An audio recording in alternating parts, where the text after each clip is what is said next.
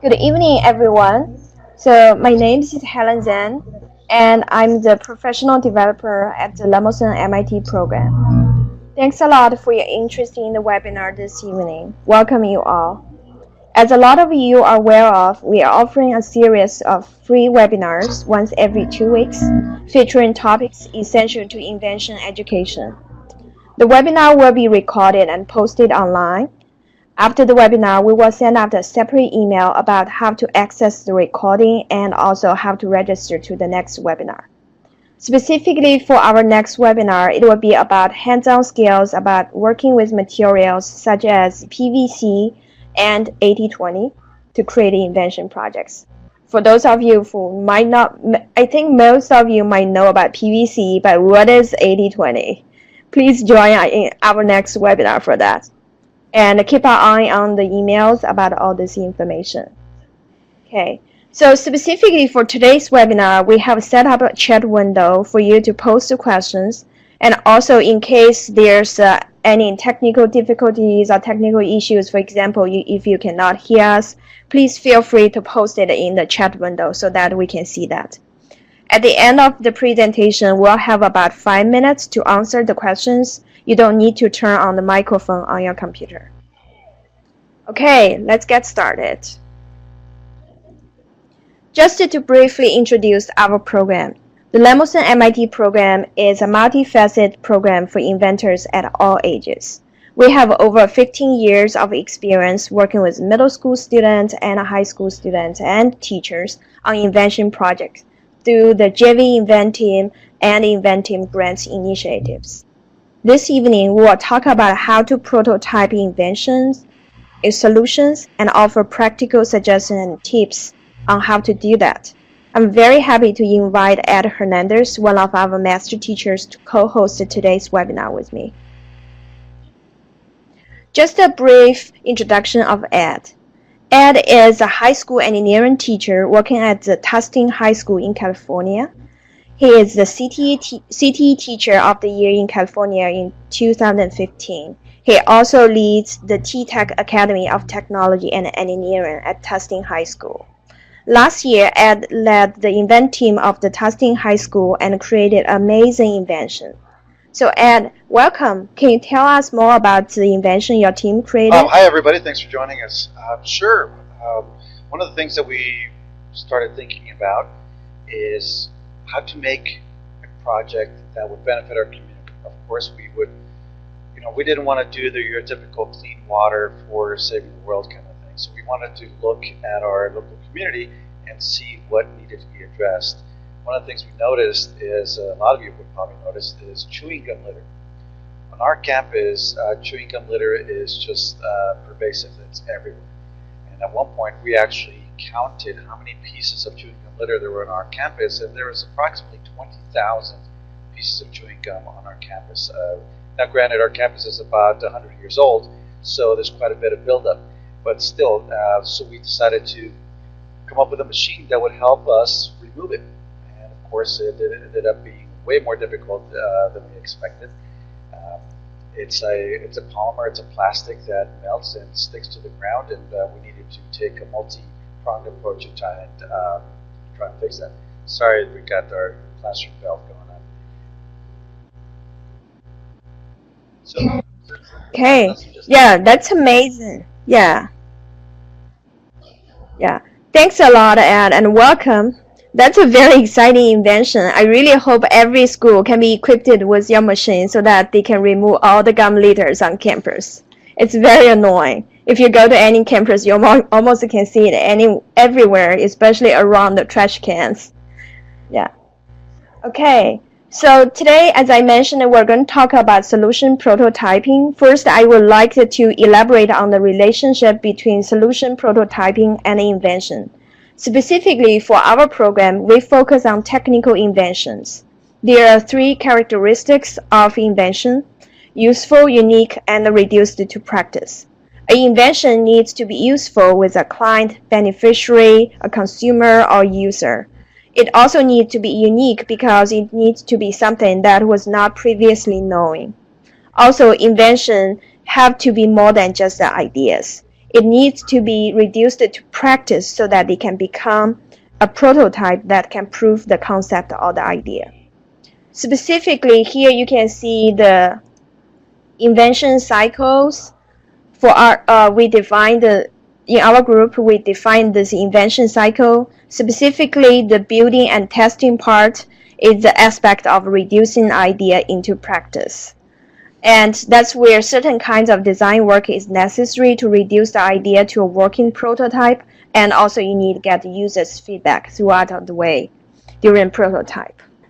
When we ask a student to start with an invention project, what we often found is that students often come up with all different invention solutions. They have so many ideas, and it's very challenging for them to decide which one they should go. So at this point, it's very important to ask students to create quick prototypes of the solutions so that can help students to conceptualize part of the final solution and also help them to select the promising solution and guide the students learn as they go. In industry, specifically, prototypes have different names, sometimes called models or prototypes, all these kind of things. So basically, different industry, different design schools or business have different names for this. For us, we feel that we are not get too hung up by the terminology, but it's very important that you need to have students know that you will need to create multiple prototypes. And also there's a progression from using the basic prototype to a more complex physical forms of prototypes that are all possible solutions to this design challenge.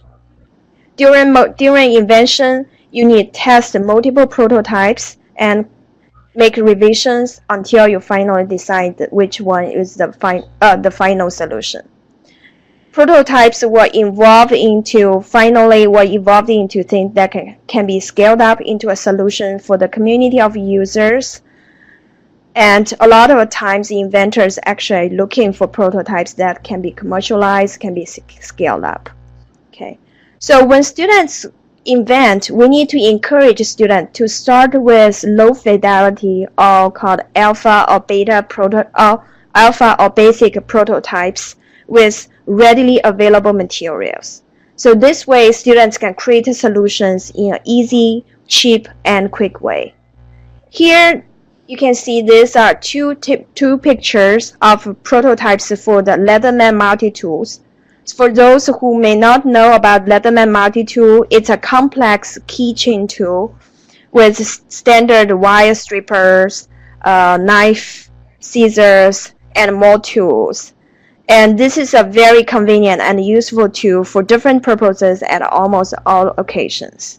So here specifically, the picture on the right side is a prototype made using cardboards, and the picture on this left is a prototype made using woods. You can see each of the prototype, they don't look that similar to each other. That's because each prototype is trying to feature different parts of the final solution, and the purpose of the prototype is that they can test the different parts, the solutions to different parts of the final invention.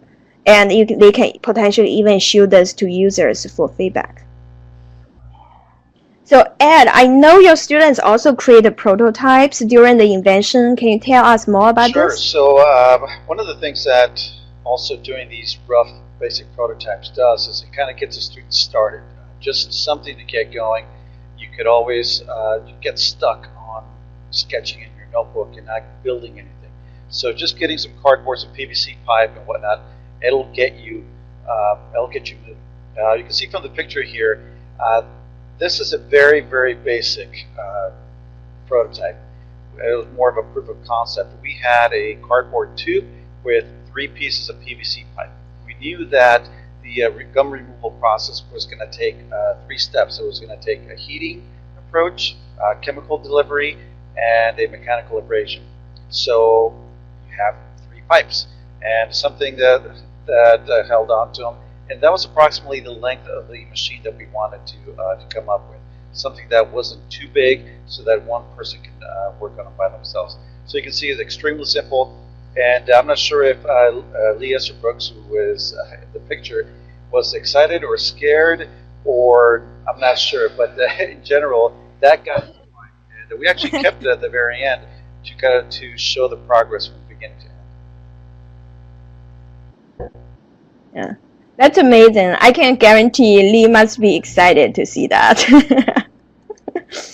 Okay, so as students proceed during invention, their prototype will evolve into high fidelity or called beta or complex prototypes. So such prototypes are often actually an operating version of the solution. Often these prototypes are made using the same materials as the final products, include a lot of more details than the basic prototype as we just saw. And inventors will use these prototypes to test in reality and see how the solution would work and also get more feedback from the beneficiaries. Here, these are the two pictures. The picture on the left side is a high fidelity prototype of the multi-tool. You can see this prototype is using the same material as the final product and include a clamp and also the scissors. It looks almost exactly the same as the final products. This is the commercial Leatherman multi-tools. Yeah. Okay. So during the prototyping solutions, we need to be aware that with the emergence of 3D printers, 3D printing actually is becoming accessible and useful tool in the making of prototypes. And I know you used 3D printing during invention. Could you tell us more about it? And how about the prototypes evolved during the invention? Sure. So we're definitely lucky to have 3D printing today. I mean, even, 5-6 years ago, just making your rough prototype and then taking it to the next level was extremely difficult. It would take much longer. So having the 3D printers that you can get pretty much anywhere now is really a godsend.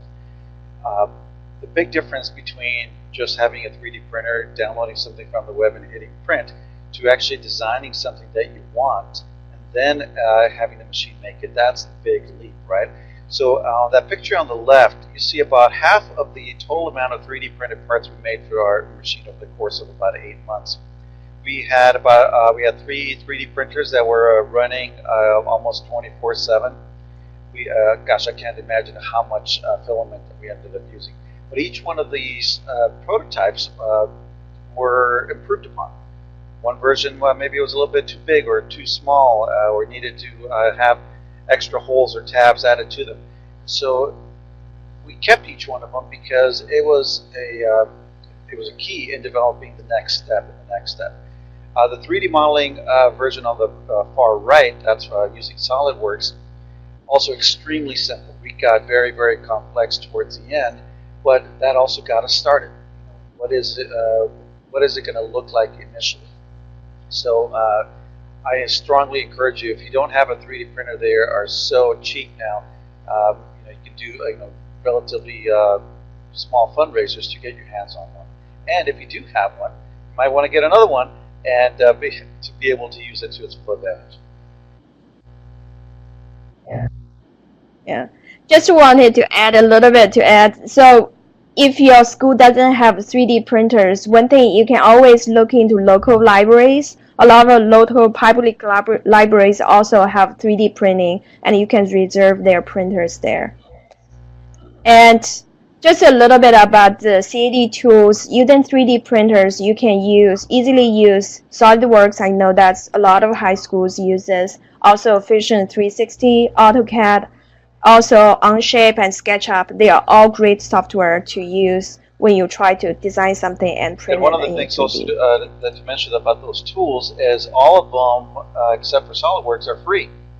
Fusion 360, Autodesk Inventor, Onshape, SketchUp, those are all free for educational use, so you don't have to pay a dime.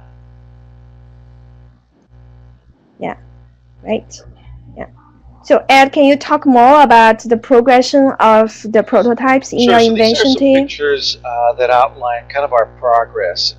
What is it that we were trying to do? We really had to break down each one of the parts of our project individually and address them, and then at the end put them all together. The very first picture on the top left shows a drill, which is a battery-powered drill, and we had to learn how to make it run without your batteries. So in this case, it's a 12-volt power supply that you see in that square silver box. So once we got the correct power supply to get that to run, we knew that we would be able to run our brush. Below that, you'll see that we started trying to put together everything in a single container. It was very difficult to kind of get a form factor. Eventually, we settled on the shape of a vacuum cleaner because everybody's familiar with it and everybody knows how to use a vacuum cleaner, so it's kind of felt natural. We we put together all the components in the middle of that page. You see there, that was every piece that was going to go into our final prototype. Then moving on to the next one, it was everything put inside of our final container. And then towards the end is the final, so to speak, version, which included all of the wiring, making it pretty, painting it. We had our switches up at the top. So this is basically a machine that has both AC and DC controlled with relay electromechanical switches that'll run our heater, our brush, and our sprayer for the chemical delivery. Oh, this is a lot of versions of the prototypes. Yeah. About, Thank you. Yeah. Wow, this is great. Yeah. So I saw somebody raise the hand. I just want to mention, if you have questions, please post it in the chat window, and we'll have time to answer those questions at the end of our presentation. Thank you. Yeah. So how about this slides about all the stories? Your invention experience is going to be different than everybody else's. Your time frame might be different. If you get selected as one of the inventives, then it'll be similar to what we did.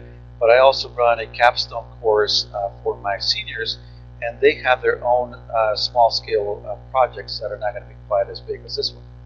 But for our particular big project, we had the top left picture, and I'm sorry, my screen just went blank, but it shows all of the chemicals, and we had to test out everything that we can possibly get our hands on to see if it worked out.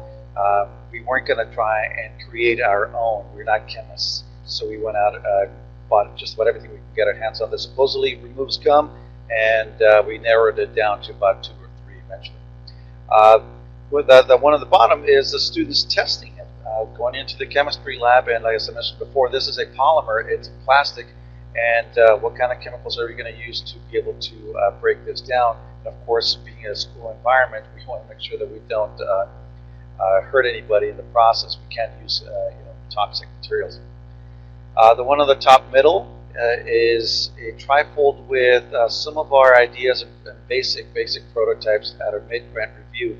Part of the Invent Team's process is halfway through your invention cycle, you bring in your community members and you give them an update on where you're at. So we had a lot of ideas. We had a really good roadmap of where we were going, but we still hadn't gotten to the point where we had something working. But we had to go ahead and tell folks what we were up to. At the bottom, of course, you always want to keep a list of what your deadlines are. We had a very hard deadline where we had to finish the project and ship it over to Cambridge. And you see that particular picture was taken with 13 days left to ship. We shipped on that 13th day. And luckily everything arrived and everything worked, so it was good. The one on the top right, of course, is really getting your hands dirty. That's Eric, one of our students, with a handheld mechanical brush and a heater and a bottle of chemicals, trying them out. We have plenty of chewing gum to try and test things out on our campus, but you do have to go out and get your hands dirty. And speaking of getting dirty, the one on the very bottom, of course, inventing is messy. Stop trying to get the students to clean up after themselves all the time. When it really got out of control and we couldn't find the tools, that's when I stepped in. But for the most part, you really just want to let them go. Let the students kind of put everything together. And so long as it's safe it's okay to be messy. Yeah. That's great. Yeah, I cannot remember how many tables like this I saw during the invention. So it's important students need to get messy, but also try to keep them organized so that at least you can find the tools if you want to. Okay. Thanks a lot, Ed, for sharing the stories. Yeah. So just to summarize a little bit with a few tips when you when you have students prototype solutions. First, you need to make sure that students get started building prototypes once they have ideas about potential solutions. So creating a prototype will help students think about the ideas in a more concrete manner and remove certain uncertainties and potentially allow students to gain insights into ways they can improve their ideas.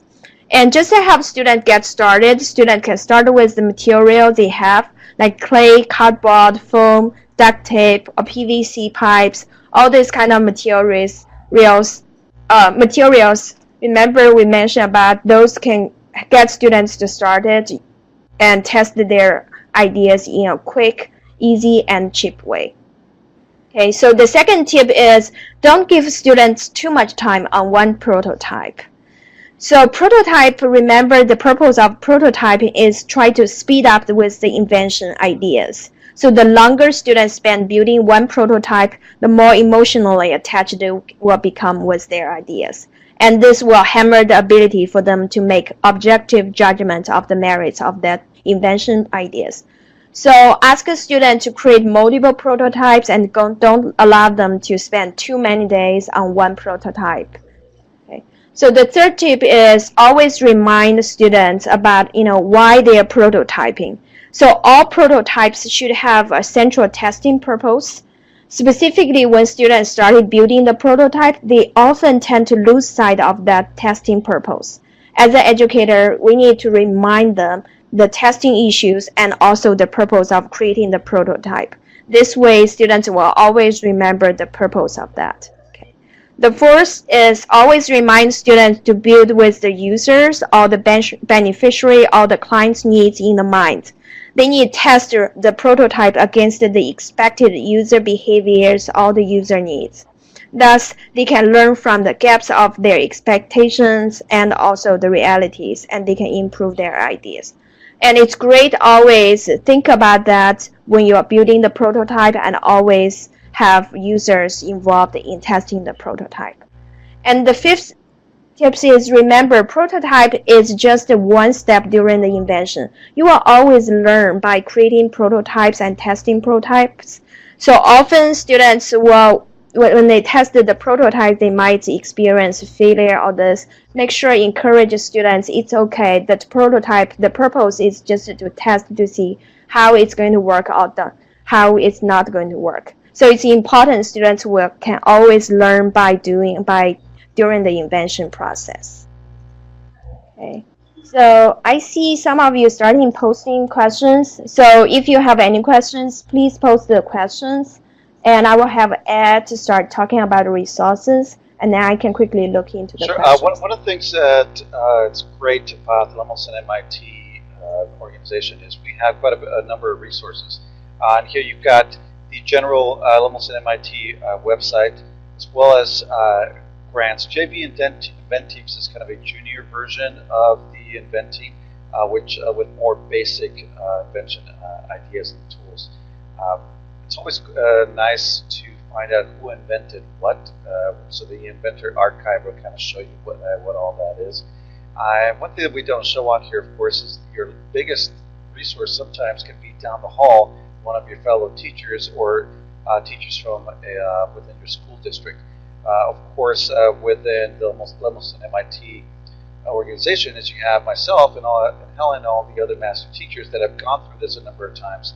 So please, please, please don't try to reinvent the wheel and ask us for as much help as you possibly can ask for. In this particular case, that second one is how Nike designs for NBA athletes. If you haven't seen this, was on the New York Times recently. It's a very cool video. It's probably about 5 minutes. So I showed it to all of my classes. And how is it that Nike is working with the NBA and designing new NBA uniforms, and they did it from head to toe, from the shoes to the jerseys, etc., using biometric data. Gosh, you name it. So it's not as simple as it sounds.